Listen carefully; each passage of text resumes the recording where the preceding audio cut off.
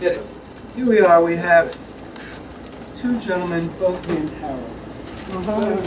Speak up, speak up, speak up. We have two gentlemen here, both happen to be named Harold. Now, is there any commonality of nature based on a simple name?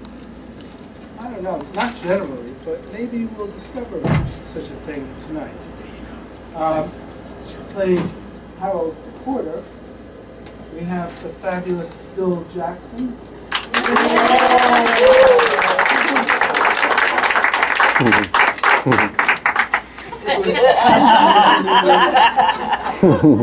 little bit drafted into this job, right?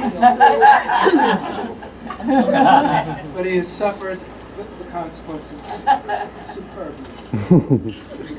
And then we have an experienced thespian, singer, dancer, amazing Jim Longacre. Par excellence. If anyone's hiring. They are on an airplane. I play the pilot's voice only. And it's about, you'll see what it's about, but it's basically strangers connecting. How do we connect in this society? Any opportunity possible is the real answer. So with that, I shall fade into the scenery and let the show begin.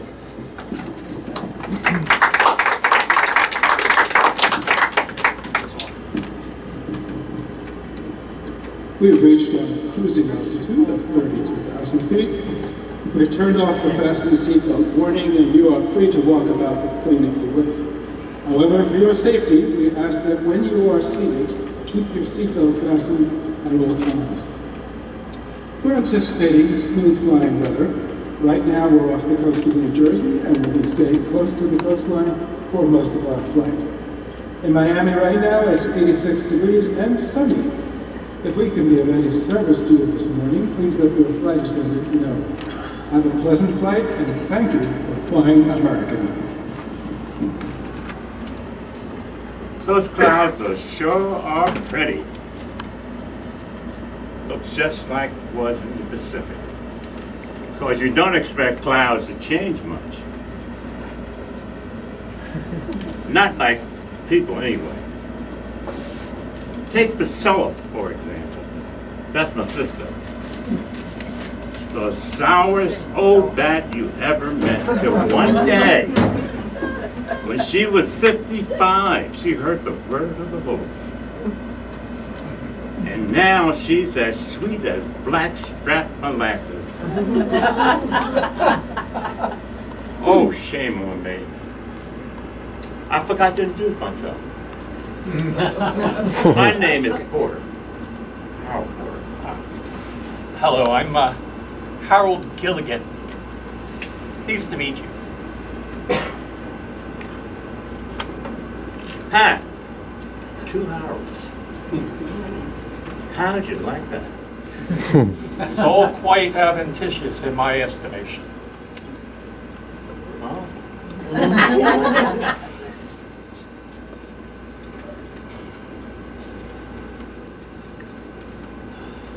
I'm not so sure of that. And neither would my sister, Priscilla, if she was here. She's going back to what I was saying about her. Of course, where she heard the word of the Lord was the thing. That's what everybody has been talking about for months, and still talk about. That it would happen there. Where? Where, Mr. Porter? Oh, you didn't call me Hal. May I call you the same? If it pleases you, certainly. Now, where did she hear it? On the Ferris wheel. Up tippy top. What do you mean? Am I to understand that while revolving in a motorized amusement emporium, that she experienced a revelation? When you think that? I I might have confused you. Let me set you straight, Dr. Sullivan. She was on this really big Ferris wheel. And it stopped way up high, see? She was with her niece, Wilhelmina, who was clinging to it like Spanish moth in a sweat. And that's when it happened. What happened? She felt the light streaming towards her, and she stood up to meet it.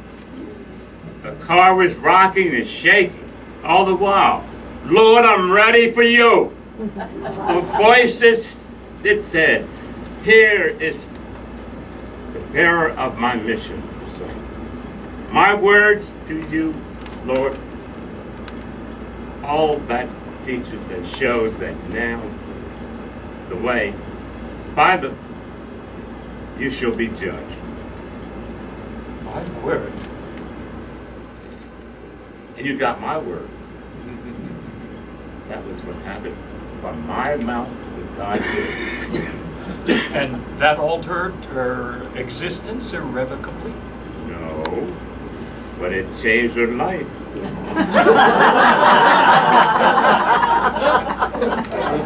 Before she was sour as a lime. And after, she came out as a ripe plum and stayed that way to this day. She is still the most loving woman you would ever want to meet. How can I ask you a personal question? You may say it. I'll take that as a yes. You talk funny. But I don't mind. My question is this. Have you ever been totally changed by something? Changed forever? Well, it is so incalculably odd and yet surprisingly gratifying to be asked this by you. And honestly, I must confess, I wish to reply. Though I've barely made your acquaintance, I feel as though we met in a different passage in time, perhaps in a former incarnation, when I was an antelope and you were a gazelle. We led the lions together. Probably we were known as the two Harolds back even then by the wildebeest.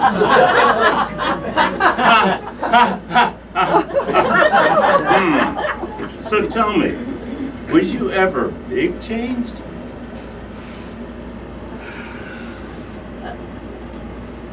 Yes, I will tell you something even my wife doesn't know. It happened one day when I was in my father's study. I was a mere lad of 19, about to leave for my sophomore year at Princeton.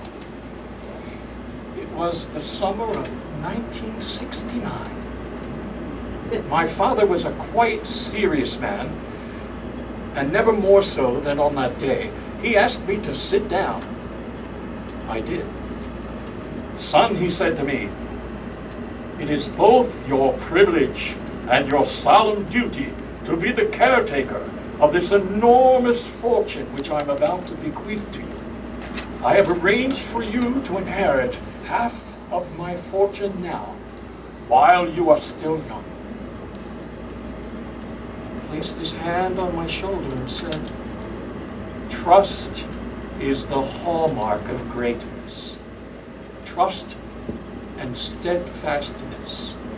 Be a wise custodian of your patrimony. I have to know. How much did he give you? 400. 400? That's about the top of the line of TVs back then. I remember my first RCA. No. 400 million. Oh, Lord. Harold, you are a rich man. And so are you, Harold. You have your Priscilla, and I bet you have nieces and nephews and grandchildren by the score who adore you. Now, don't you? I sure do. Well, I do want to hear about them, but first I simply must use the restroom. If you'll pardon me. Oh, sure.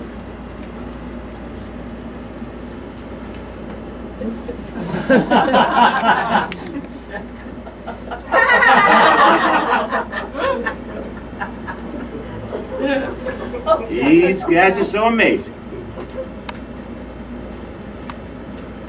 Chantal? Yes, it sure is your Grandpa Harold. How'd you like this? I'm calling you from 30,000 feet up in the sky. Ha ha ha. Not heaven. Not yet, anyway.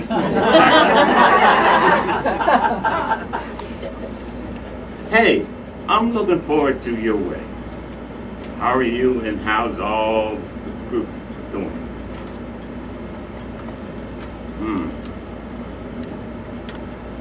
That's good, good. So is Aunt Ida recovered from a hip replacement? Yeah, that's great. I ain't seen her in a dog's age. Oh, I guess you're right. Thanksgiving wasn't that long ago.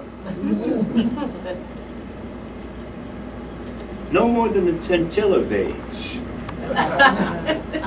Listen, I want to tell you about this amazing gentleman I've just been getting to know here on the plane. You got a minute? Good. Well, real nice, oh yeah, maybe a bit touchy. And he talks like he's some kind of Duke or Earl or something. He stepped away just now. But I want to tell you, we're getting along real good. I feel like I'm making a good friend, a different kind of friend. I thought I was done. At my age, here. Yeah, oh, I see. He's coming back. So I'll wind this corner. Listen, need some of that decorating from your old grandpa to take care of, okay? That's right, I'll see you soon. Thanks for picking me up.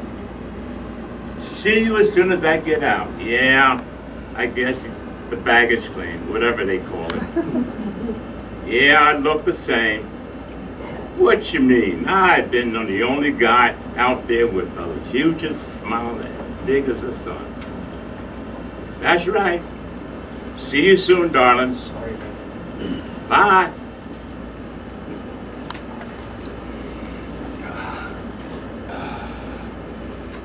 So you were about to tell me about your family. Yes, sir. I'm heading to a wedding of my granddaughter right now. In fact, my granddaughter Chantal, she's the one that's getting hitched, and it's going to be the nicest affair you ever want to see. I get nieces that's so pretty they make your eyes hurt. How about your relation? Scattered like sand, blown to the many continents. That's sad. Hey, I don't want to be rude, but I'm getting real drowsy. So don't be mad if I fall asleep very soon. I do it these days. Drop off like a possum. I promise not to be insulted. I know I can be quite soporific. Soporific. I'm so terrific at putting people to sleep. I don't think so. But I'm about to take my nap now, so don't let me hit my head on the table. Your feelings won't be hurt, right? Not in the least. Now go rest your weary eyes, Harold. Wake me if I snore. I usually take a little quick cat naps.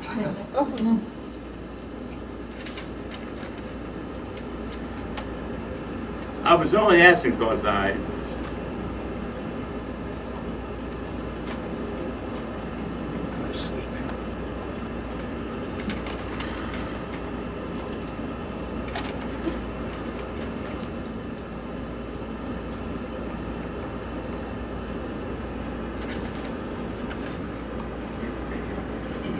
My dear Persephone, as my closest cousin, you are my dearest relation. I hope the feeling is mutual. Although we rarely speak, I sense that over the years we have experienced some, shall I dare say, commonality. I am leaving you a note to describe a most unusual encounter I'm having with a man quite dissimilar from myself. Although he has his own natural and uncultured charm. His name is Harold, like mine. And although we are unalike in nature, he has a relaxed and friendly way about him that I find quite edifying. In short, if I were more like him, I would not be the nervous wreck that I generally am. I might even be more contented with life. I trust him, and then I quickly trust him no longer. I might even inject him in a thrice for any small and mysterious reason. Something always seems to get in the way of my truly connecting with him or with even anybody, save you, my dear Persephone. I wonder what it is, and whether I can indeed learn from this uncouth soul, this warm and utterly sincere bumpkin, who nonetheless appears to have the proverbial heart of gold. Wondering does seem to be my fate, does it not? I remain your affectionate cousin, Harold Eustace Gilligan III.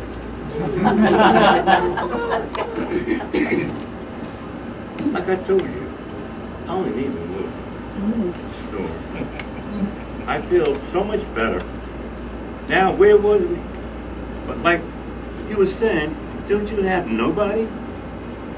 Well, I have Anthony Herndon in Florida. He manages my investments.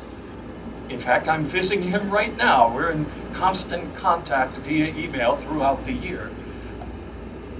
You like him? No, we're as different as can be. He's a conservative investor, and I often push for the riskier overseas investments. And by the way, I think we're about to hear the voice of the pilot, if I'm not mistaken. I think you don't understand me, Harold, and you're probably my fault. What I'm asking, does he like you? You know, want to be with you, be your friend. Maybe. I suppose not. But you do ask the most appallingly personal questions. I'm beginning to think I err. Now, excuse me. I was only asking because I think you deserve to have a friend. And you seem lonely, and I care something about that. A friend. And what is a friend? Someone who cares more about you than they do themselves? Not likely. Not in this demented world of rats and backstabbers in which we find ourselves. And I dare say Ladies that and there's never gentlemen, been... please fasten your seatbelts. We're experiencing engine problems and may have to make an emergency landing. I'm asking the flight attendants also to return to their seats at this time. God, I don't want to die in an airplane. Those are the words I hoped I'd never hear in my life. Now, take it easy, Hal. This plane's got 2 strong engines, and even one of them can get us down. I ain't been in a plane in maybe 30 years. Them old ones was noisy, shaky tugs, and this one is a great, strong machine we got here. You're gonna relax. That's easy for you to say. I'm scared to death. I hate to see you feeling that way. Come over here.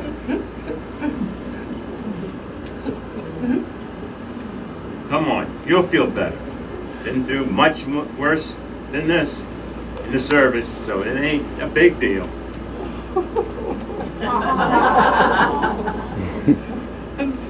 God, I feel like such a child. Even my mother never did this for me. Maybe she oughta. Your Once attention, in a while. please. I have some good news. We've restarted the #1 engine. But just the same, we're going to land in Atlanta for some maintenance work. You'll be granted free transfers to continuing flights. Please accept my apology for this inconvenience.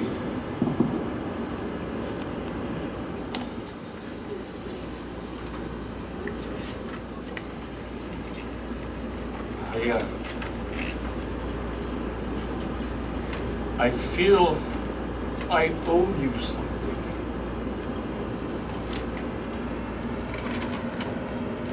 I ought to repay you somehow.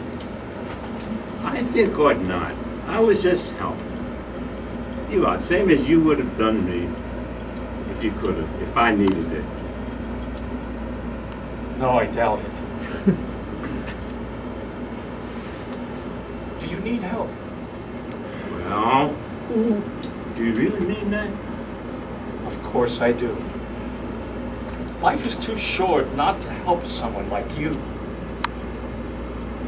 My wife, Eloise, see, she broke her hip last September. How is she faring now? Not too good. You see, it cost me $25,000 a year. And that was my life savings. I used up my life savings in 2.5 years. Then how can you afford to be even on this plane? My daughter was kind enough to take care of that. Would you mind terribly if I set up a trust fund for Eloise that covers her nursing home bills?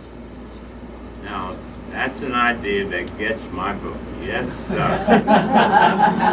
And may I also establish a trust fund for your well-being for the rest of your life? No, I couldn't let you do that. Helping someone else, my wife, that's one thing. But helping me, that's like freeloading. I couldn't get used to it. But I do have one favor to ask you. Oh, say it, dear Harold. How would you like to come to my granddaughter's wedding? I want you to meet, and for you to meet them, meet my family and all those good people. You'll like them.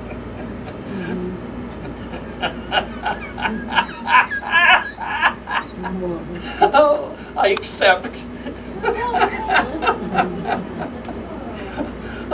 She's getting married in the morning. Ding dong, the bells are gonna chime.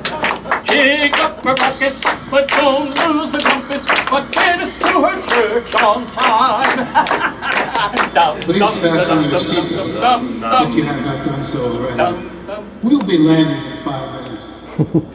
Tum tum ta tum, tum tum ta tum, tum tum ta tum, tum ta tum, tum ta tum. I've been informed that a passenger is dancing in the aisles. Will he please take his seat? Tum tum ta tum, tum tum ta tum, tum ta tum,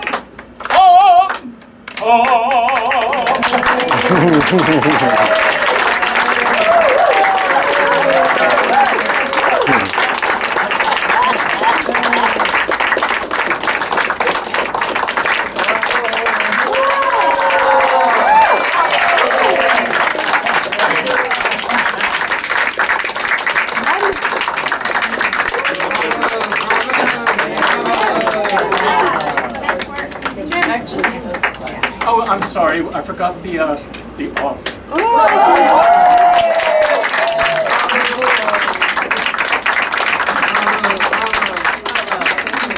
Forgive me, I was soaking up all this wonderful praise. I didn't want to share it.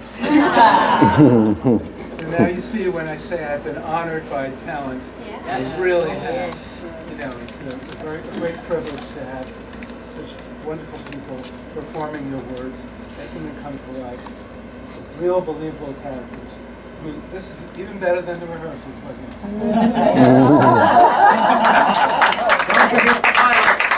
We had a rehearsal?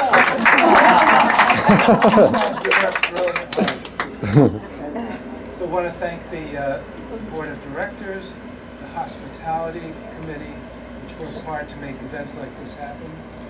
And it's great to have you here.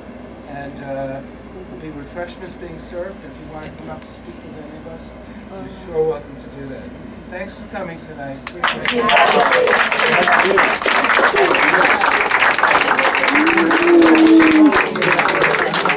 Oh, thank you. You inspired me. Did I really? It looks wonderful. I love was it. just tired. Yeah, it does feel good. Because you